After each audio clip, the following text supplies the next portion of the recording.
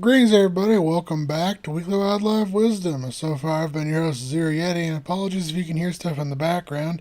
For some reason, at 10 o'clock in the morning, they're having a football game that's being announced over live speakers. And I live across the street from the school currently. Anyway, without further ado, let's get into it. With the first animal week being the pink skunk clownfish, or Amphiprion paraderidion, also known as the pink anemone fish, the salmon clownfish, the white banded anemone fish, or the pink clownfish. It is a species of clownfish that is widespread from the waters around Australia, throughout the Malay Archipelago and Melanesia, and up to the Ryukyu Islands of Japan. Here they tend to inhabit brackish lagoons and seaward reefs at depths of up to 125 feet or 38 meters. They are diurnal creatures which live in small groups led by a dominant breeding pair. Like all anemone fishes, they form symbiotic mutualism relationships with sea anemones, and they are typically unaffected by the stinging tentacles of the host. Pink skunk clownfishes are known to be hosted by sea bay, magnificent long tentacle, and giant carpet anemones, and unusual for clownfish. Pink skunks are also known to share their anemones with other species of anemone fish, such as nose-stripe clowns and Clark clownfish. Pink skunk clownfish are also notable for being the only clownfish that primarily feeds upon algae, although they may also eat plankton, worms, and tunicates.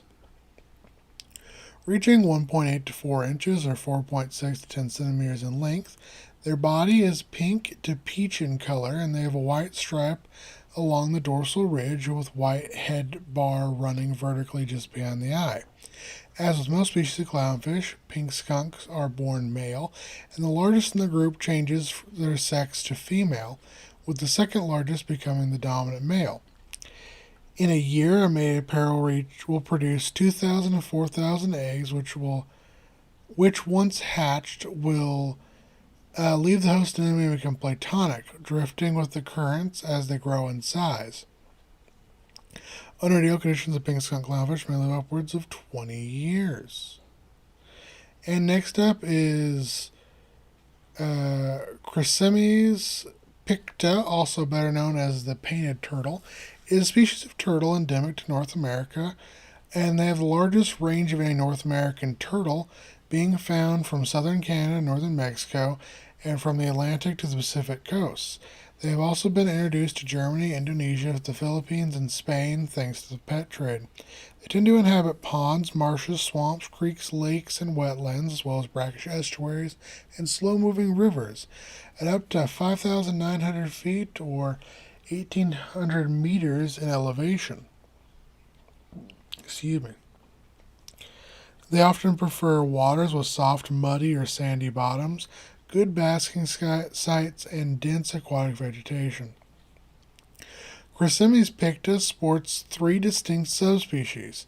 The eastern painted turtle, which dwells in the Atlantic coast to the Appalachians, the midland painted turtle, which dwells from the Appalachian Mountains west to the Mississippi River, with a particular abundance around the Great Lakes, and the western painted turtle, which dwells from the Mississippi River to the Pacific coast. The southern painted turtle, which lives from the Tennessee River south to the Gulf of Mexico, is actually its own distinct species. Painted turtles are a diurnal and moderately social species, which is known to swim, rest, and bask in groups of up to 50 individuals. Omnivorous species, their diet typically consists of leaves, algae, fish, crustaceans, aquatic insects, and carrion. Painted turtles are themselves eaten by alligators, ospreys, crows, herons, red-shouldered hawks, bald eagles, bears, snapping turtles, otters, and especially raccoons. During winter, painted turtles hibernate by burying themselves up to 3 feet or 1 meter down, either in the bottom of a body of water or in the shore bank, in the burrow of another animal, or in the surrounding woods and pastures. When hibernating, these turtles do not breathe, instead get oxygen solely through their skin. These turtles reach around 5 to 10 inches or 13 to 25 centimeters in length, and around 10 to 18 ounces or 300 to 500 grams in weight, with males typically reaching smaller sizes than females. They have long, oval-shaped, smooth shells with little grooves where the large scale-like plates overlap. They are flat-bottomed. The carapace varies from olive to black, while the plastron is often yellow to red sometimes, with dark markings in the center. Similar to the top of the shell,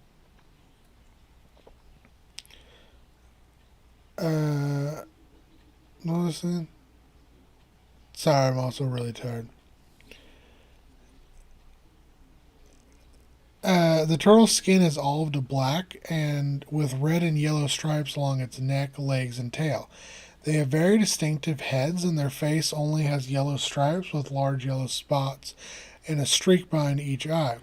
The chin and two wide yellow the chin on the chin there is two wide yellow stripes that meet at the tip of the jaw. As with other pond turtles, painted turtles' feet are webbed to aid in swimming. Uh, Painted turtles mate in spring and autumn, and after mating, females will dig several burrows on land where she will lay up to 5 clutches per year, including 4 to 15 oval soft shelled eggs. After a 72 to 80 day incubation, the hatchlings emerge, and our generations of painted turtle live upwards of 55 years. Next up is the lion's mane jellyfish. Cyanide capillata, also known as the giant jellyfish, the Arctic red jellyfish, or the hair jellyfish, is a species of large jellyfish which inhabits the cold boreal waters of the Arctic, North Atlantic, and Northern Pacific, where they are especially abundant in the English Channel, Irish Sea, North Sea, and Western Scandinavian waters. Lion's mane jellyfish remain mostly very near the surface, typically diving no more deeper than 66 feet or 20 meters. Their slow pulsations weakly drive them forward, so they depend on ocean currents to travel great distances. These jellyfish are most often spotted during the late summer and autumn when they have grown to the large size and the currents begin to sweep them towards shore. Unlike most pelagic jellyfish, they are completely solitary and rarely travel in groups. Lion's mane jellyfish uses its stinging tentacles to capture, pull in, and eat prey such as fish, zooplankton, sea creatures, and smaller jellyfish. Lion's mane jellyfish are themselves eaten by seabirds, sunfish, other jellyfish species, and sea turtles, particularly the leatherback sea turtle. Lion's mane jellyfish are named for their showy trailing tentacles reminiscent of a lion's mane. They can vary greatly in size from a bell diameter of just 20 inches or 50 centimeters to upwards of 6.5 feet or 2 meters, with tentacles reaching up to 120 feet or 36.6 meters in length, making them amongst the longest animals on Earth. They vary in coloration from orange to tan to red, and while most jellyfish, such as the moon jelly, have a circular bell, the bell of the lion's mane is divided into 8 lobes, resembling an 8-pointed star. Each lobe contains 70 to 150 tentacles, arranged into 4 fairly distinct rows. Along the bell margin, there is a balance organ, which helps jellyfish orient itself. From the center mouth extends broad frilly arms with many stinging cells called cyonocytes. And closer to the mouth, its total number of tentacles is around 1,200. Like other jellyfish, lion's mane are capable of both sexual reproductions in the medusa stage and asexual reproduction in the polyp stage. Lion's mane jellyfish have 4 different stages in their year-long lifespan, including a larval stage, a polyp stage, a euphoria stage, and a medusa stage. Next up is Chelidandra serpentine, more commonly known as the North American snapping turtle, or the common snapping turtle. It is a species of large freshwater turtle in the family Salandriidae, which its natural range extends from southeastern Canada to southwest New Mexico, and as far east as Nova Scotia and Florida. 3 species of Salandra and the larger alligator snapping turtle of the genus Macrocheles are the only extant chelandrids, a family which was once widespread around the Earth, but is now restricted to the Americas. Through the pet trade, common snapping turtles have also been introduced to Italy and Japan. They tend to avoid particularly deep lakes or rivers, preferring shallower waters of streams, ponds, swamps, and estuaries. They are generally solitary omnivorous ambush predators and scavengers, which feed primarily upon aquatic plants, carrion fish, invertebrates, amphibians, snakes, smaller turtles, small mammals, and unwary birds up to the size of young waterfowl. They themselves prey upon by bears, otters, certain large fish, alligators, crocodiles, coyotes, and alligator snapping turtles. In the northern part of their range, snapping turtles may spend up to 6 months hibernating. During such time, they do not breathe and instead absorb oxygen and exchange gases within the water around them. I'm sorry, that's my stomach. Uh, Anyway, they exchange gases through membranes in their mouth, rear, and throat. This is known as extrapulmonary respiration. Although known for their angry dispositions on land, while in water they can be surprisingly docile and curious creatures. In general, common snapping turtles reach around 9 to 20 inches or 23 to 50 centimeters on the shell length and around 10 to 35 pounds or 4.5 to 16 kilograms of weight. Though as this species continues to grow throughout its entire life, exceptionally old individuals reaching upwards of 75 pounds or 34 kilograms are not unheard of. This species mates from April through November. After mating, a female will travel overland to find sandy soil in which she can lay her eggs. After often some distance from the water, she will dig a hole and deposit 25 to 80 eggs, which will hatch after a 9 to 19 week incubation period. Under ideal conditions, a common snapping turtle will reach sexual maturity around 12 to 20 years of age and live upwards of 100. Next up is Eudieptula novahollandae, better known as the Australian little penguin, the Australian blue penguin, the fairy penguin, the Dijon yawa-dji goyip, or the blue penguin, is a species of penguin native to southern Australia, Tasmania, and the Otago region of New Zealand. They are also occasionally seen as vagrants in Australia, South Africa, and Chile. Australian little penguins are diurnal and social, and they typically spend most of their days in large groups swimming and foraging at sea for food, such as cuploid fish, cephalopods, jellyfish, and crustaceans. Often leaving their nest just at sunrise and foraging for food throughout the day and returning to their nest just after dark. Little blue penguins are themselves preyed upon by long-nosed fur seals, Australian sea lions, sharks, barracuda, foxes, dingoes, cats, ferrets, stoats, white-bellied sea eagles, gulls, squaws, racali, Tasmanian devils, currawags, tiger snakes, and Roseburg's monitor lizards. Reaching just 10 to 13 inches or 25.5 to 33 centimeters tall and 3 to 3.5 pounds or 1.3 to 1.6 kilograms in weight, they are the smallest species of penguin, and like all penguins, they sport wings that have developed into flippers to use for swimming. The head and upper parts are blue in color with a slate gray ear covert fading into the white underneath, from the chin to the belly. Their flippers are blue in color, and the beak is a dark gray to black. The iris is pale silvery or bluish gray and hazel, with the feet being pink above with black soles and webbing. Immature birds have shorter bills, lighter upper parts, and breeding occurs during the spring and summer when the oceans are most productive and the food is most plentiful. They start the breeding season. Males will renovate existing burrows or dig new ones, which will then show off and display in front of in order to attract potential mates.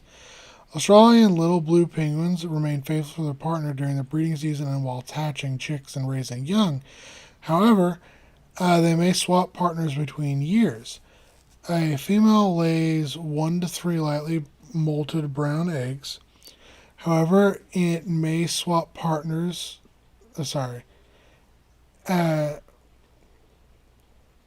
And incubation takes up to 36 days. Chicks are brewed for 18 to 38 days and fledge after 7 to 8 weeks. Both parents share incubation chick rearing duties. The Australian little penguins are the only species of penguin capable of producing more than one clutch per young per season. Under no conditions, a little penguin may live upwards of 25 years. Next up is Cibus capunicus, more commonly known as the Colombian white-faced capuchin, the Colombian white-headed capuchin, or the Colombian white-throated capuchin, is a medium-sized New World monkey in the family Cebidae, which is native to the tropical evergreen and dry deciduous forests of Panama, Colombia, and Ecuador. They are a diurnal and primarily arboreal social primate which lives in tight-knit, often closely related troops of up to 48 monkeys. Said troops often centered around a group of siblings, typically siblings and their mates and their offspring, with alliances of females usually leading the troop. There is also typically a dominant male who protects the group from predators and rival troops. He is most likely to mate with the females in the group, although subordinate males also mate with females. These capuchins are also known to regularly travel and associate with spider monkeys and squirrel monkeys. Colombian white-faced capuchins are an intelligent omnivorous species which is known to use sticks, vines, branches, and rocks to reach, break open, and kill nuts, seeds, fruits, stems, leaves, flowers, insects, crabs, mollusks, lizards, frogs, small birds, eggs, and small mammals. White-faced capuchins reach around 13 to 18 inches, or 33 to 45 centimeters in body length, with a 14 to 22 inch, or 35 to 55 centimeter long prehensile tail. The weight between 3.3 and 8.8 pounds, with males being larger and heavier than females. Excuse me. Like with the monkeys in the genus Cebus, the Colombian white-faced capuchin is named after the order of capuchin friars because of the cowls that these friars wear closely resembles the monkey's head coloration.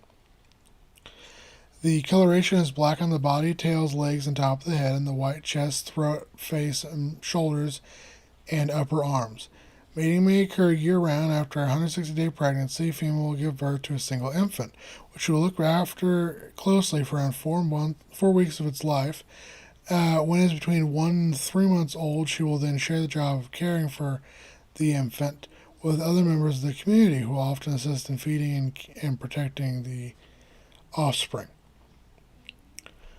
This is known as alloparenting, and male capuchins will leave their natal troop around 4 years old to search for an unrelated troop, while females will stay with their natal troop.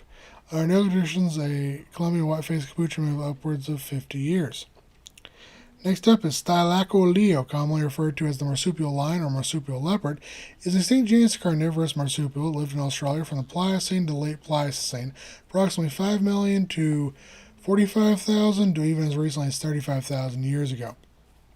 The first remains, known to belong to Thylacoleo, consisting of a partial skull, were collected from Lake Collingulak in 1843 by pastoralist William Adney.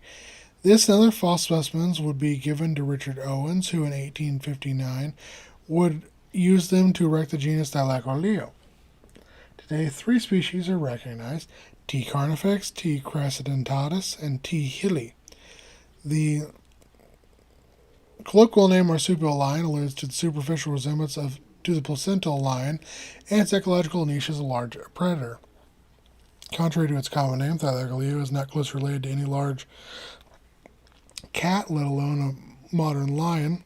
Instead, Thylacoleo is classified in the order Diprotodontia, along with many other well-known marsupials such as kangaroos, possums, and wallabies, with close living relatives being wombats and koalas. Interesting enough, there's a cryptid in Australia called the drop bear, which may have some roots in Thylacoleo.